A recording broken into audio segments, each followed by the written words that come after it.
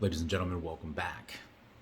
So, there's a couple updates on the Uvalde incident that I kind of wanted to go over because I'm all about transparency and I'm all about the truth, and I don't like how the media jumps on things too quickly without having all the information.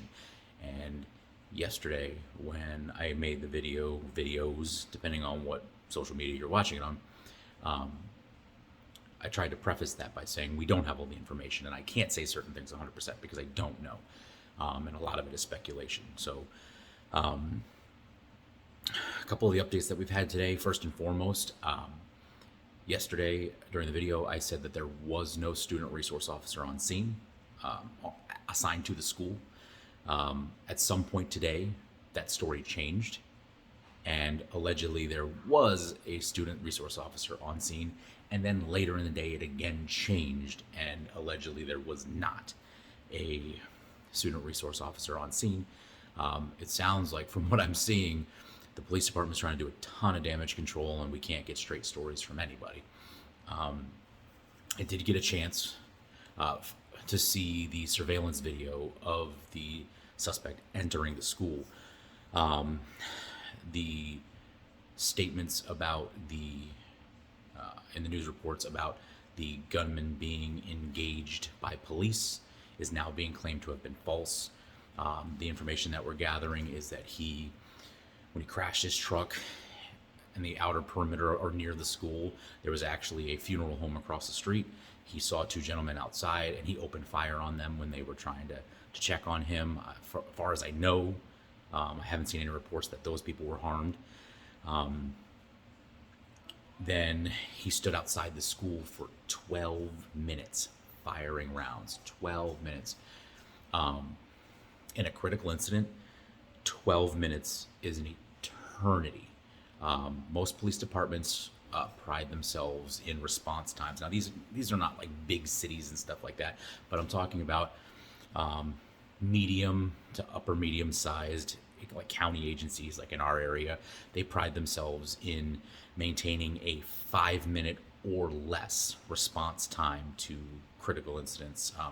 Realistically, safety and traffic permitting, you'd love to be there as quickly as possible. And I understand that's not always feasible, but 12 minutes, 12 minutes to respond is an eternity. I wasn't there. I wasn't in the patrol cars. I don't know what they ran into. I don't know what was going on. I don't know the information they had over the radio. But shots are being fired.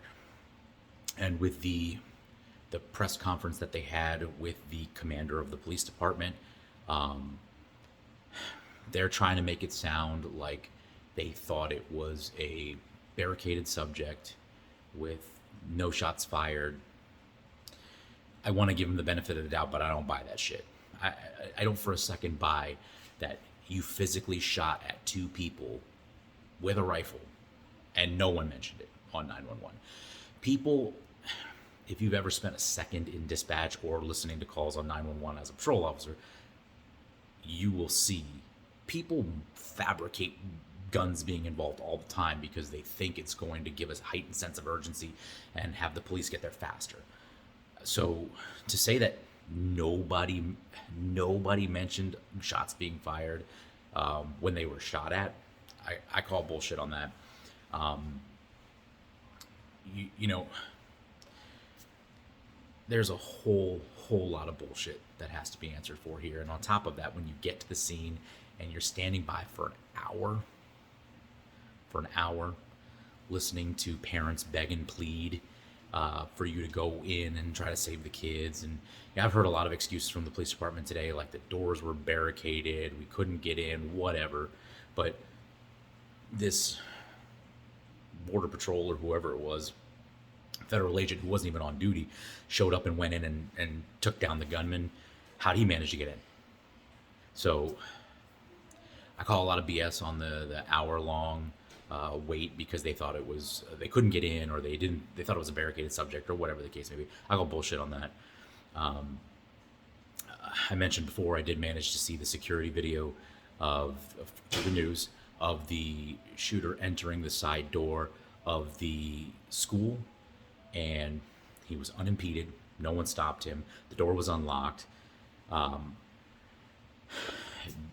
one of the news media outlets reached out to the ex-principal of the school, and he said that door should only be unlocked when the kids are being dismissed for school.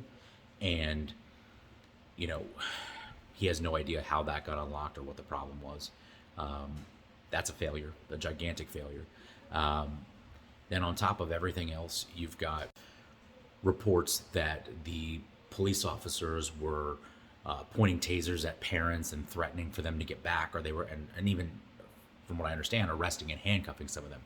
So let me start by saying that under normal circumstances, with an active situation like that, where there's lives at stake and stuff like that, 100% parents should not get involved. Parents should stay far, far away, and the cops should not have to be dealing with the shooter and with the parents.